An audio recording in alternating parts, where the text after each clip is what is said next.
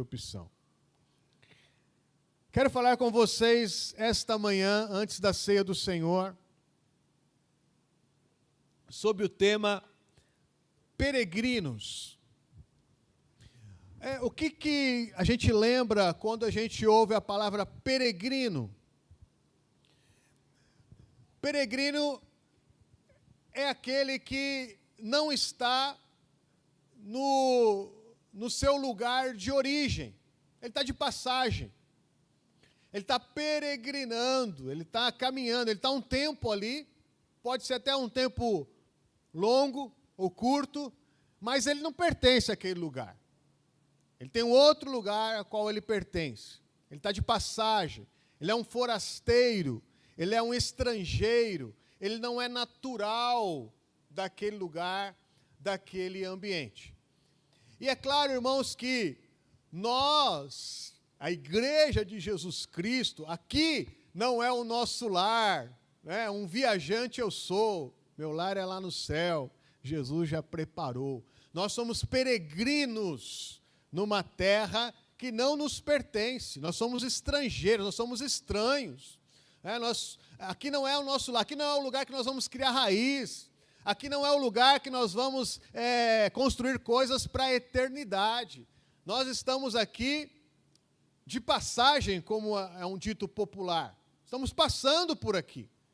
Mas o crente deve entender isso. Nós somos peregrinos, estrangeiros nessa terra. Essa terra não é natural para nós. Nós somos esquisitos para essa terra e essa terra é esquisita para nós. Esse é o peregrino. E eu quero aprender com essa palavra, com esse princípio, e nos desprender talvez de algumas questões que são perigosas. Por isso esse culto de ceia é tão importante, irmãos. Culto de ceia é culto inegociável.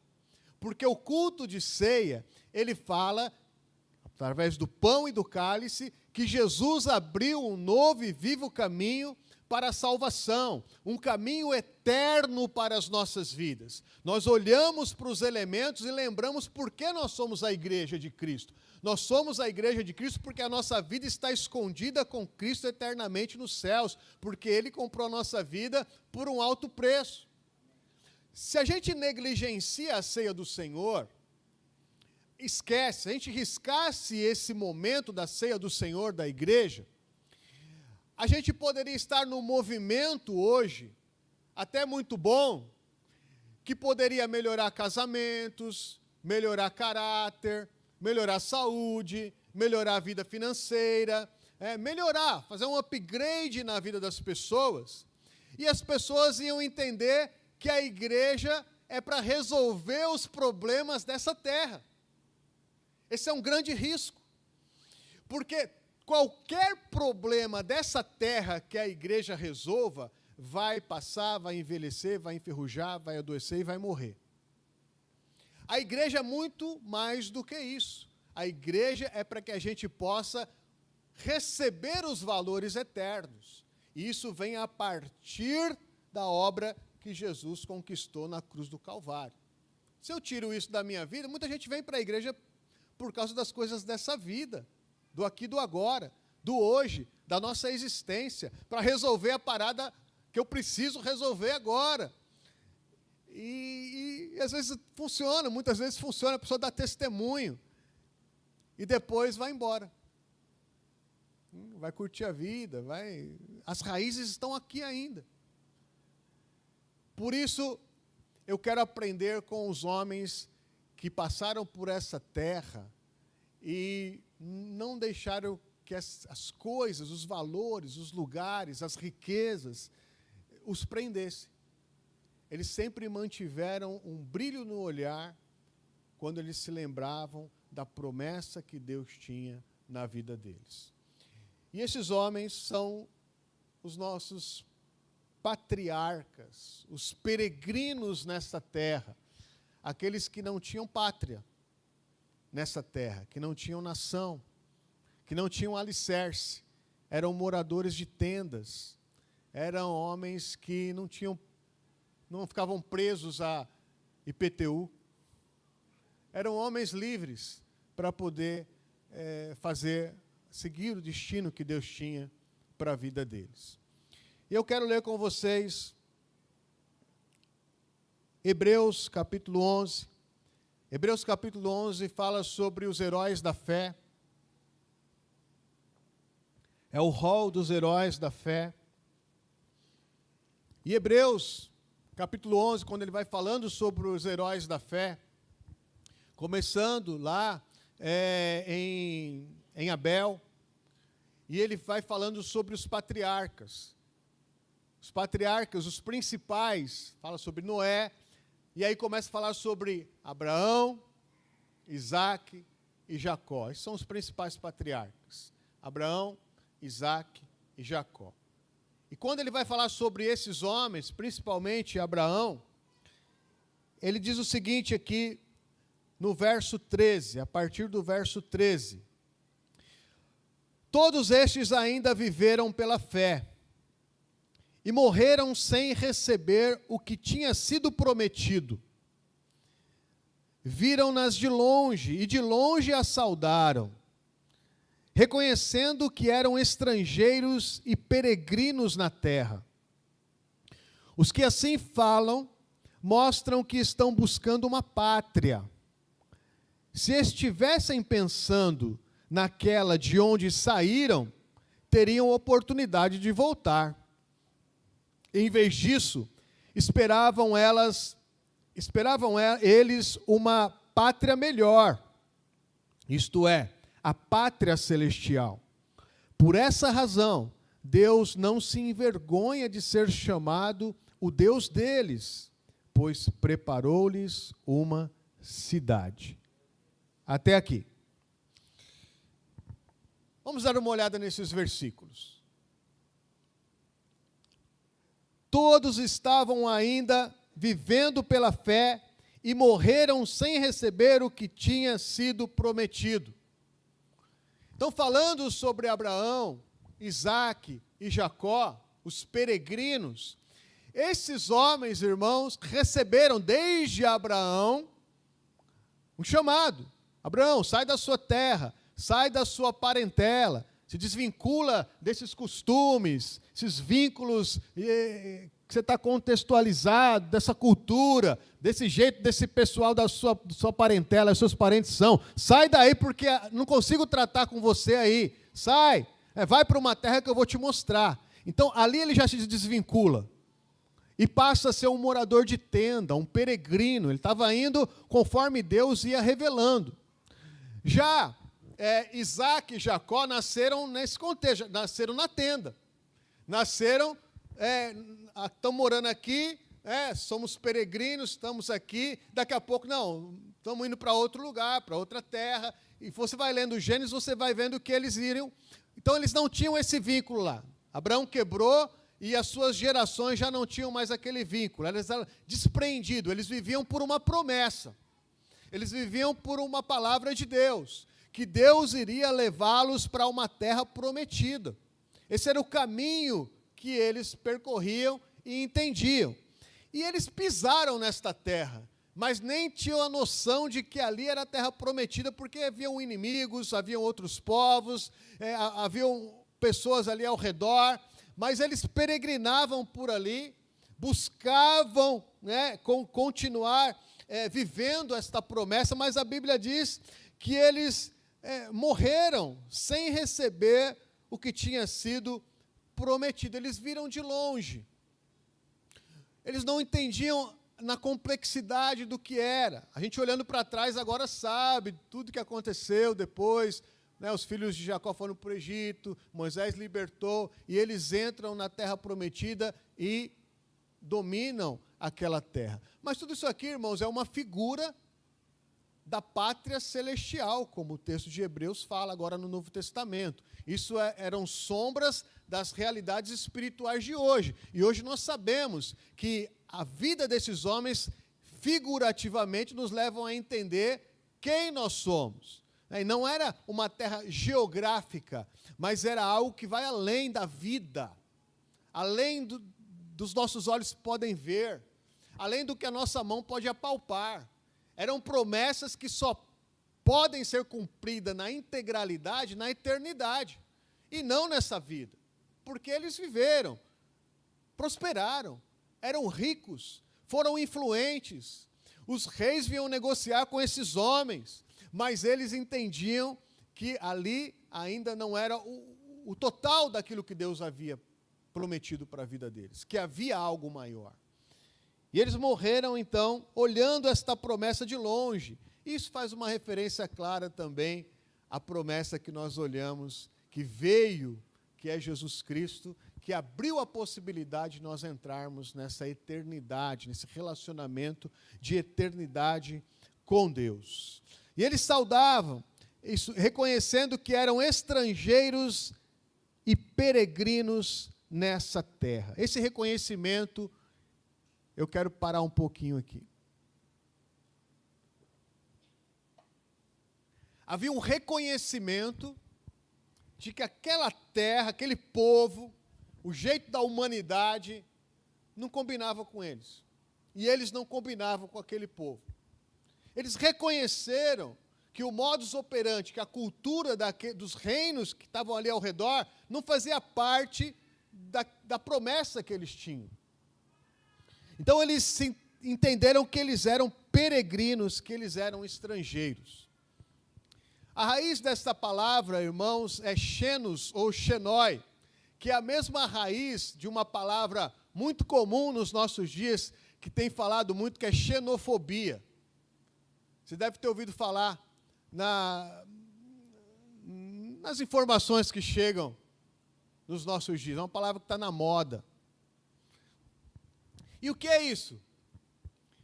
Fobia é medo. E xenoi é estrangeiro. Então é o medo, o nojo de estrangeiro. É a restrição, é a barreira com o estrangeiro.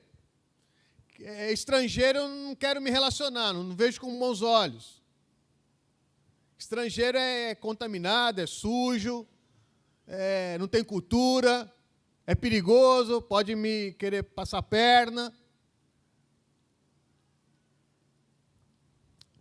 Preconceito com estrangeiro. Era assim que eles se sentiam. Estrangeiro em terra estranha. E se hoje isso é um problema, naquele tempo, irmãos, eles tinham medo de chegar num lugar. Porque eles corriam risco de vida. Eles faziam um esquema para poder chegar num lugar, até mentira, né? A gente vai lá, Abraão mentindo, fala que Sara é sua irmã, e você vai vendo lá que eles tinham medo. Porque eles não eram bem recebidos. É perigoso. Quando via que eles eram estrangeiros, tinha lugar específico. Não, o estrangeiro fica para lá. Ó. Era assim a cultura. Era preconceito mesmo. E eles entendiam isso que era assim mesmo, porque eu não pertenço a essa sociedade. Porque eu não sou comum a esse povo. Eu não sou comum a essa cultura. Tudo bem, pode ter preconceito comigo, porque eu sei que eu sou diferente. Eles reconheciam que eles eram diferentes. A sua identidade era uma identidade de alguém que tinha uma promessa de Deus. Então eles eram esquisitos para esses povos estranhos. Irmãos, isso fala muito comigo.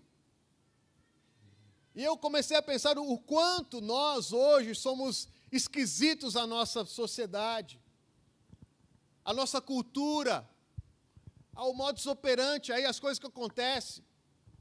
O quanto, quando a gente chega num lugar, as pessoas vão perceber que nós somos peregrinos aqui. Falei assim, esse homem não é desse mundo, não. Essa mulher não é desse mundo, não. Ele está aqui, tudo bem, né? O quanto a gente entra e sai nos lugares, no nosso trabalho, entre os nossos amigos, na sociedade que a gente vive, e o quanto a gente é comum ou incomum. Porque se eu entendo que eu represento o Senhor, Eu tenho que saber que eu sou esse estrangeiro, esse peregrino, esse forasteiro. Não é aqui que nós vamos receber esse reconhecimento de, não, está tudo normal, tudo comum. O quanto nós temos a capacidade de ser sal da terra, luz desse mundo, fazer diferença. Falando na linguagem bíblica do Novo Testamento. Eu tenho que entender isso. Quando eu chegar num lugar, as pessoas olharem para a minha vida, esse Marcelo é meio esquisito, porque ele se comporta, ele fala, ele pensa, ele age de um jeito diferente do que a gente age aqui. Não é igual. Eu tenho que fazer diferença onde eu estou. Eu não posso me adaptar de tal forma que a minha luz deixa de brilhar e eu deixo de incomodar. Eu me lembro que quando eu trabalhava nas empresas e quando eu chegava, irmãos, a coisa mudava. As rodinhas de conversa, de café, coisa mudava. Porque chegou o esquisito, chegou o diferente, né? Chegou aquele que a gente não pode... Então, a gente tem que gerar esse... Não está legal. Nós precisamos fazer essa diferença aonde nós estivermos. O texto continua dizendo, os que assim falam mostram que estão buscando uma pátria. Os patriarcas, eles tinham um brilho diferente no seu olhar. Eles não se contentavam com qualquer coisa, mas eles sempre estavam impulsionados a continuar peregrinando e buscando a promessa de Deus. Havia um brilho no olhar que os impulsionava a buscar essa pátria maior. Deus tem uma promessa. Deus me prometeu. E não é esse lugar. Eu vou continuar buscando até encontrar ou até ir para a eternidade. Esse brilho de nunca desistir, de nunca retroceder. Eles viveram a esperança e morreram pela fé. Quando a gente entende isso, irmãos, porque se a gente não entende isso, nós vamos nos adaptar ao modus operandi do mundo. E a gente, às vezes, fica, como que o inimigo, como que o diabo, ele se manifesta para roubar os propósitos de Deus? E aí tem as mais diversas formas e maneiras.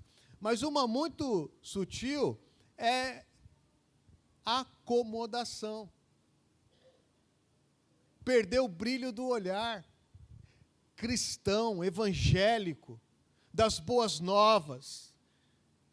É cruzar os braços e ficar confortável aonde está. É simplesmente paralisar na sua jornada de busca das coisas de Deus. É perder o brilho no olhar. Como é triste o crente que perdeu o brilho evangélico no olhar. O propósito de peregrinar nessa terra, espalhando a semente do evangelho. Como é triste aquele, então, que se adaptou. Não, eu vou parar aqui em Arã, vou parar aqui perto desse rei, perto daquele rei. Aqui está bom, estou prosperando.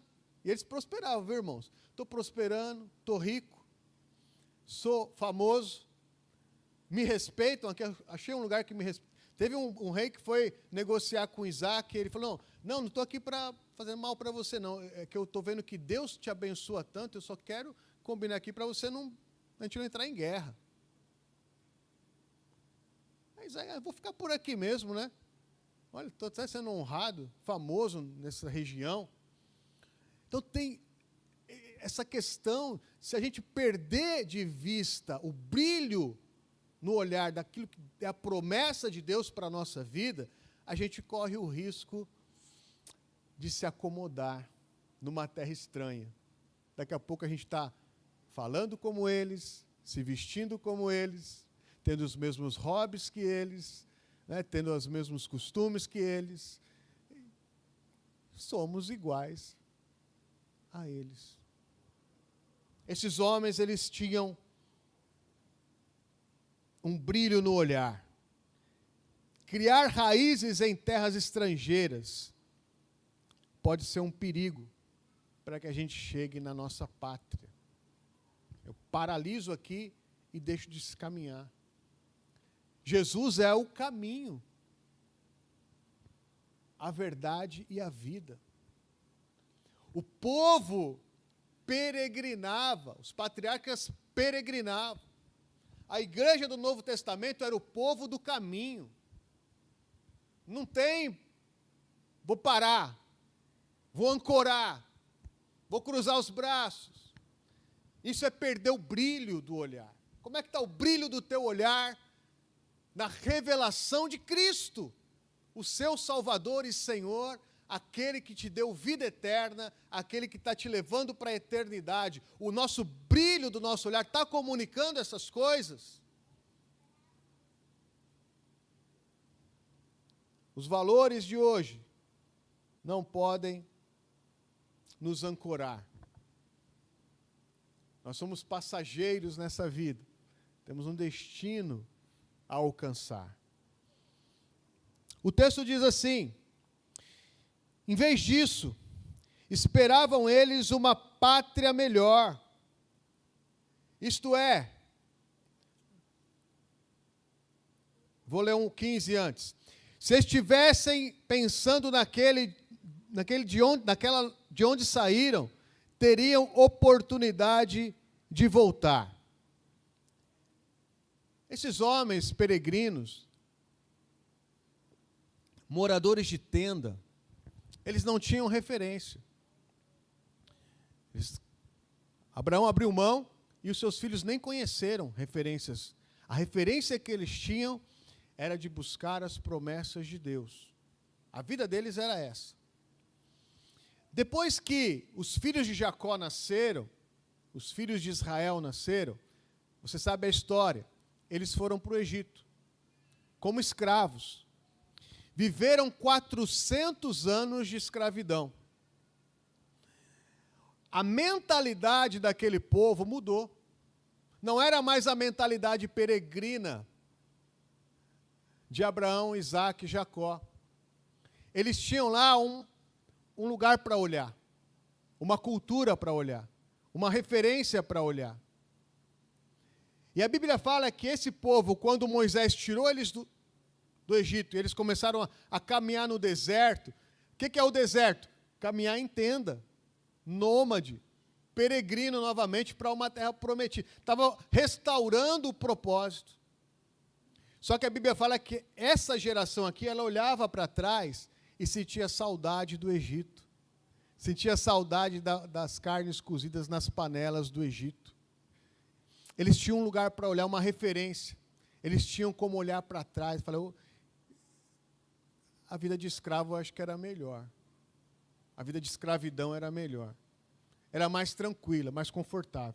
Viver como peregrino, viver numa promessa, viver em tenda não é fácil.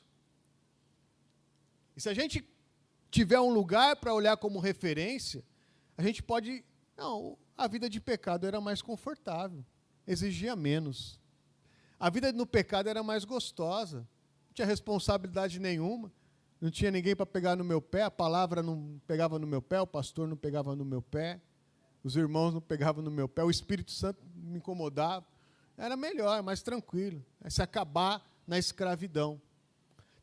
Ter uma referência do passado, nesse sentido, irmãos, é perigoso. Então eles dizem assim, eles não tinham para onde olhar, né? Eles não pensavam de onde eles saíram, eles só olhavam para frente. O que passou, passou. É a mesma coisa do chamado de Eliseu. Quando Elias chama Eliseu, quando o profeta Elias chama Eliseu para andar com ele, Eliseu, ele tinha uma estrutura, ele tinha uma terra para trabalhar, ele tinha juntas de boi, 12 juntas de bois, ele tinha arado, então ele tinha uma estrutura de trabalho.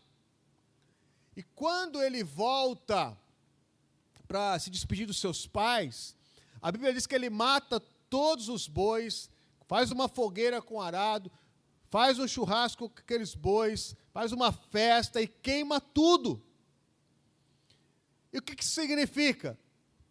Por mais difícil que pudesse ser a sua caminhada com Elias, sua caminhada profética, ele ia olhar para frente, porque não tinha mais volta. Não tem mais estrutura para voltar. Não tem mais nada. Foi tudo queimado. Essa é a importância da gente entender isso, irmãos. É uma decisão radical. O passado tem que ser queimado. Não posso olhar no retrovisor e ver, será que dá para eu voltar? Queimou. Não tem volta. É só assim que eu consigo caminhar, olhando para frente, para a promessa, para aquilo que Deus tem. Não tem outro caminho.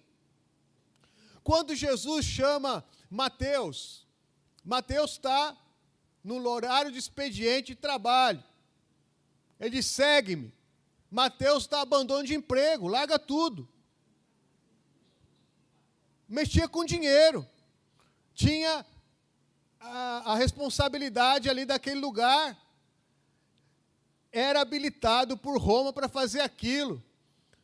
Quando ele larga o posto de trabalho e vai seguir Jesus, não tinha mais como voltar, porque nenhum contratante vai contratar alguém que dá fuga do trabalho no meio do expediente, que dá abandono de emprego.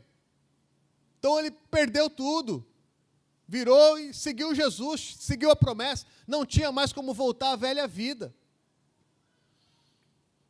Não tinha mais como olhar para o tempo da escravidão. Então, o que a gente aprende com esses homens de Deus? Eram homens desprendidos, livres.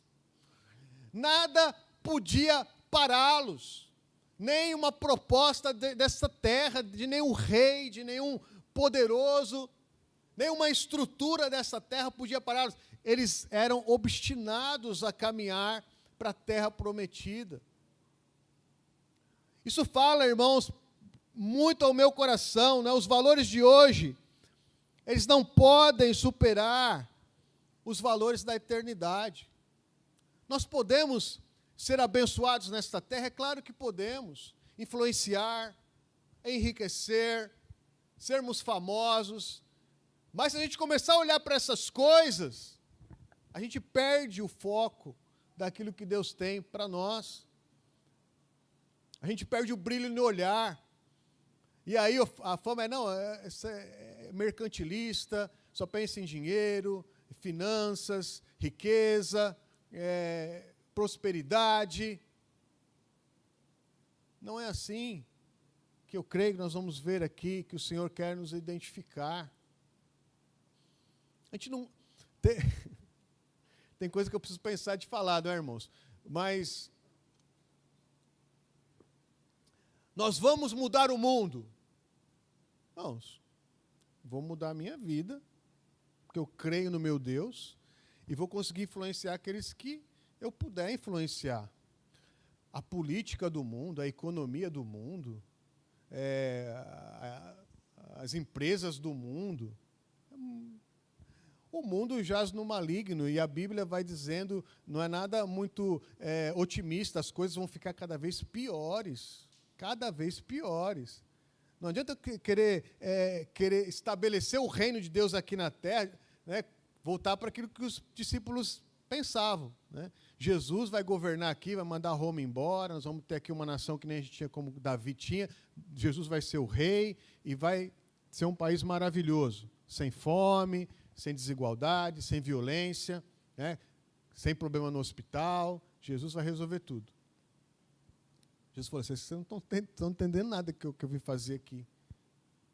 Então tem gente que perde o brilho evangélico de eternidade do olhar e quer transformar a igreja numa agência social de fazer o bem, de trabalhar com as desigualdades. Aonde nós estivermos, irmãos, ali o bem é estabelecido, mas a gente não pode perder. Por isso que eu tenho que voltar aqui para o pão e para o cálice. Eu não posso perder a motivação e o brilho no olhar. E para terminar, em vez disso, esperavam eles uma pátria melhor, isto é, a pátria celestial. Por essa razão, Deus não se envergonha de ser chamado o Deus deles, pois preparou-lhes uma cidade. Eu acho que incrível, irmãos. Por eles buscarem essa pátria, e aqui é muito claro, a pátria celestial, o lugar da eternidade, aonde a gente cantou aqui também, que não dá nem para entender, não é? Milhares e milhares de anos, eu vou estar apaixonado por ti, né? A minha cabeça não alcança isso, não sei se a sua alcança, né? Porque a paixão é uma coisa temporária e humana, e a eternidade é muito grande. Como é que vincular essas coisas? É difícil da gente alcançar essa dimensão do entendimento. Mas a gente tem que entender a promessa de Deus, é a promessa da eternidade.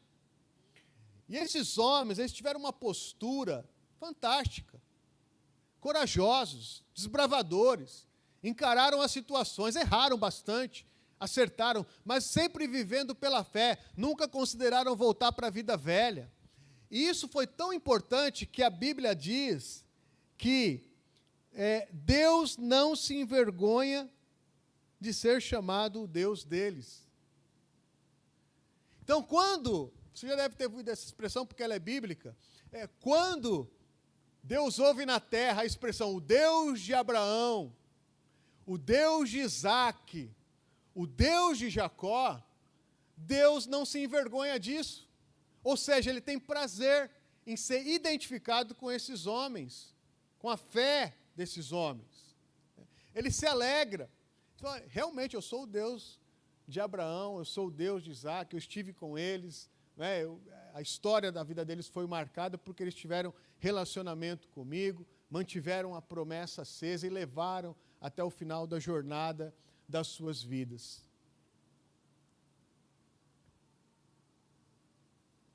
E aí eu comecei a pensar, será que quando alguém diz o Deus do Marcelo, será que o Senhor tem vergonha de mim? Daquilo que está sendo a minha vida? Daquilo que eu estou mostrando? Das ênfases da minha vida? Do meu particular? Da direção da minha vida? Como é que Deus fica com o Deus do Marcelo? Será que Deus fala, não quero me identificar com ele? Não.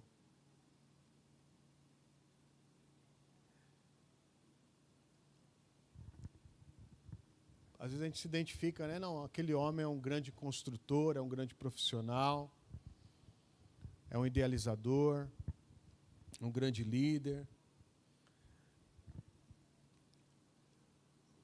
Mas nós, irmãos, representamos Deus, nosso Pai. É nele que nós devemos ser reconhecidos, né? É nele que nós devemos encontrar uma razão para viver. Os nossos olhos precisam brilhar. Não posso ficar preso no passado ou preso nas coisas dessa vida. Eu tenho que sempre olhar para o autor e consumador da nossa fé. O meu olhar tem que cruzar com o olhar do meu Senhor. E eu andar no caminho dele. O brilho tem que ser restaurado a cada manhã na minha vida. Por isso a ceia é tão importante. Que o Senhor possa lembrar, que o Senhor possa ficar feliz comigo e contigo. Quando a sociedade fala assim, porque a gente fala, é o crente, né, da igreja presbiteriana, tal pessoa. Não. O Marcelo, né, o Deus do Marcelo. Quem é o Deus do Marcelo? Que o Senhor possa se alegrar quando alguém me identificar com Ele. Estamos associados, estamos juntos, estamos firmados, estamos conectados, estamos identificados. Eu não posso envergonhar o Senhor. Né? Que a gente possa se desprender dessas coisas, irmãos. aprender com os peregrinos, com os homens da tenda. Às vezes a gente passa a vida toda. A nossa vida, vamos pensar na parte financeira, se resume à dívida. Carnês, boletos, impostos, só para ter algumas coisas. E a gente vai ficando para trás. Preciso pagar boleto, PVA, PTU, né? Preciso pagar a prestação da minha casa, do meu carro. Eu preciso resolver essas questões. Isso apaga o brilho do nosso olhar, né? Perde o propósito. A gente vive para enriquecer Mamon, né? Esses homens de tendas eram tão simples, né? Meu tempo aqui deu. Vamos desarmar a tenda e vamos... Estou livre. Não tem nada que me prende. Eu amo Jesus. E eu quero seguir os caminhos do Senhor. Que a gente possa aprender com os homens das tendas, que a gente possa aprender a ser peregrino nessa terra. Fique em pé no seu lugar. Vamos orar.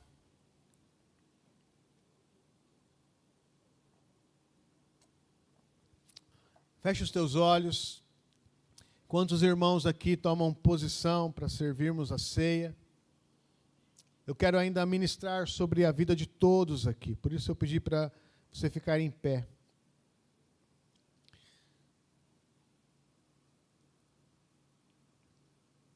Que antes de tomarmos a ceia do Senhor, qualquer tipo de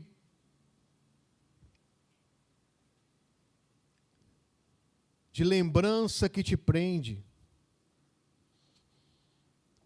qualquer tipo de lembrança que te faça olhar para trás, qualquer tipo de conforto que possa te fazer descansar.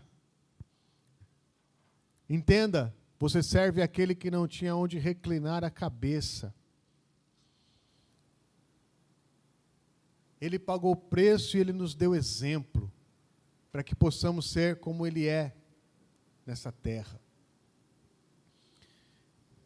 Que tudo aquilo que te prende possa ser quebrado em nome de Jesus.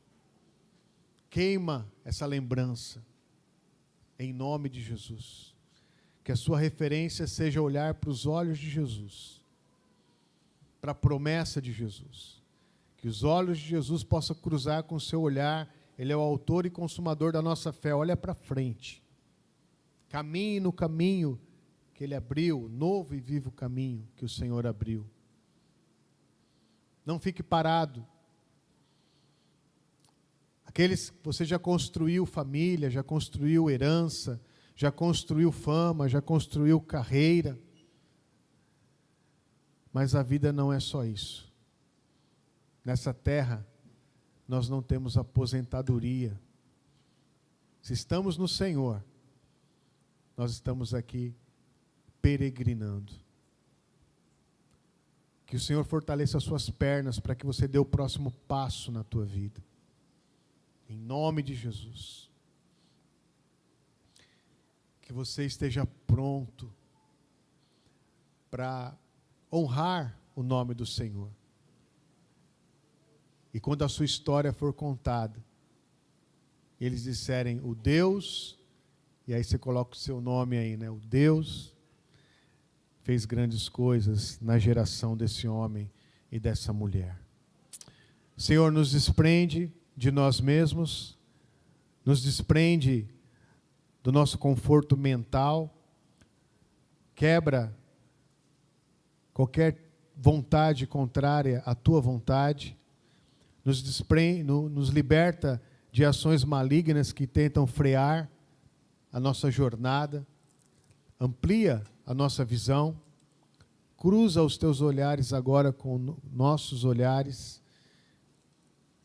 que haja um brilho, Senhor, novo, um brilho evangélico, um brilho de boas novas, um brilho de fome, de sede em nossas vidas, Pai. Faz isso, Senhor, em nome de Jesus. Amém. Quero convidar você que é batizado